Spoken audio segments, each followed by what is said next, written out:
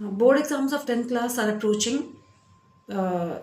By this time, you must be knowing that by 7 in February, you can expect your first exam. Okay, and this year, the gap between the two exams are less comparatively the previous years. Okay, now अगर date sheet आ गई तो उसका मतलब ये है कि it is time to preparation time आपका स्टार्ट होना चाहिए। दो तरह की प्रिपरेशन के मेथड्स हैं। One is which is very laborious, lethargic, monotonous.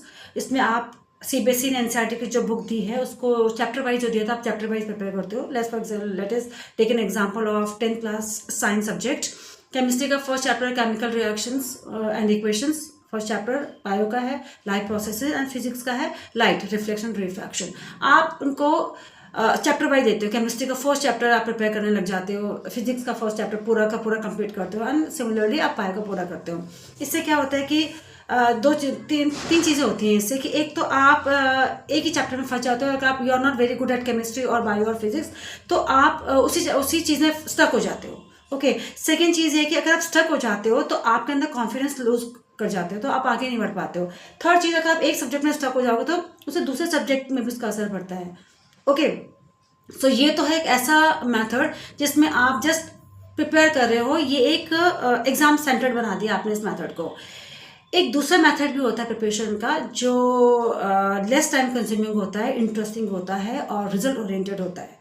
वो है जिसमें आप कॉम्बिनेशन बनाते हैं अपने खुद के। यानी कि फॉर एग्जांपल अगर केमिस्ट्री का फर्स्ट चैप्टर है, इसको अगर आप डिवाइड करो इसको टॉपिक वाइज में, तो फर्स्ट में आप इसको ले सकते हो कि ये एक्टिविटी बेस्ड चैप्टर है। बहुत सारी एक्टिविटीज़ है इसमें, आप एक दिन में सिर्फ एक्टिविटीज ही कर सकते हो उसकी।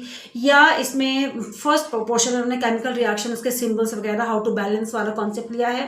सेकेंड में उन्होंने टाइप्स ऑफ रिएक्शंस दिए हैं। फिर थर्ड में उन्होंने ऑक्सीडेशन रिडक्शन रिएक्शन क्या होते हैं, ऑक्सीडाइजिंग रिड्यूसिंग एजेंट्स क्या होते हैं, इनके ऊपर क्वेश्चन आएगा। और लास्ट में करोशन और डेंसिटी है। तो आप इन सबको ना एक साथ लेते हुए किसी एक टॉपिक को ले सकते हो। अगर आप चाहते हो कि टाइप्स ऑफ रिएक्शन नहीं करना है तो आप सिर्फ उसको उठाओ, उसके साथ कॉम्बिनेशन बनाओ बायो का, लाइफ प्रोसेस का, जिसमें भी आप कंफर्टेबल, डाइजेस्टिव सिस्टम है या रेस्पिरेटरी सिस्टम है या ट्रांसपोर्टेशन सिस्टम है, या फिर आप इसमें एनिमल्स और प्लांट्स में से कोई प्लांट को पहले प्रिपेयर कर लो।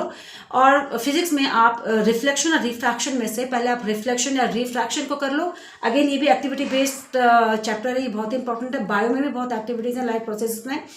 तो आप या तो एक दिन में सारी इन तीनों चैप्टर्स के एक्टिविटीज प्रिपेयर कर लो या इनके अलग अलग टॉपिक्स से कॉम्बिनेशन बना लो। अगर आप फिजिक्स की बात करें तो रिफ्लेक्शन में तो चलो आज सिर्फ रे डायग्राम से प्रैक्टिस करते हैं या सिर्फ थ्योरीज की लर्न करते हैं, डेफिनेशन एंड ऑल। इस तरह से कॉम्बिनेशन बना के आप अपने आप को एक प्रिपरेटरी मोड में लाकर आप बेटर तरीके से प्रिपेयर कर सकते हो।